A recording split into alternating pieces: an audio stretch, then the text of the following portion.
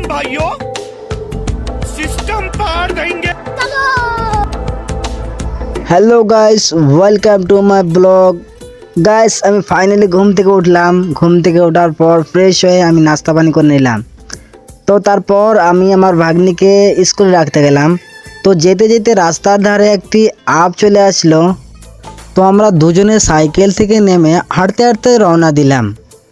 তো guys, finally যখন school পৌঁছে গেলাম, তো আমার ভাগ্নি আমাকে বাই বাই জানিয়ে বিদায় জানালো।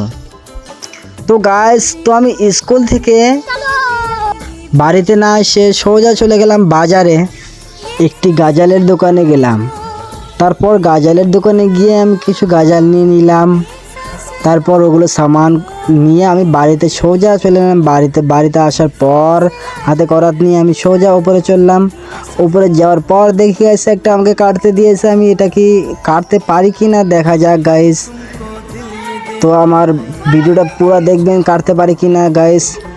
ফাইনালি গাইস, এটা আমি কিন্তু কেটে ফেললাম, দেখতে থাকেন। তারপর একটা আমি হাতও নিলাম, একটা আগর নিয়ে নিলাম। আর এটা এখন কী করে ফোটা করব দেখি গাইস, এটা কি ফোটা করতে পারি কি না আমি। তো গাইস, এটা করতে করতে এটা ফাইনালি ফোটা করে ফেললাম আমি। তারপর নিলাম একটা ড্রিল মেশিন, এখন এটাতে ফোটো করব গাইস। দেখি গাইস, এটাতে কি ফোটা করতে পারি কি না আমি। আর হ্যাঁ, আপনারা কমেন্টে জানাবেন ভিডিওটা কেমন হলো। তো ফাইনালি গাইস, তো আমরা যখন কাম শেষ হয়ে গেলে তারপর আমার ভাগ্নে আমার জন্য ঠান্ডা নিয়ে আসলো। আমরা ঠান্ডা খুব মজা করে খেলাম। আর হ্যাঁ গাইস, আপনারা কে কোথা থেকে আমার ভিডিওটা দেখতেছেন কমেন্টে অবশ্যই জানাবেন, যাতে আমি পরের ভিডিও আপনাদের সবাইকে ধন্যবাদ জানাতে পারি।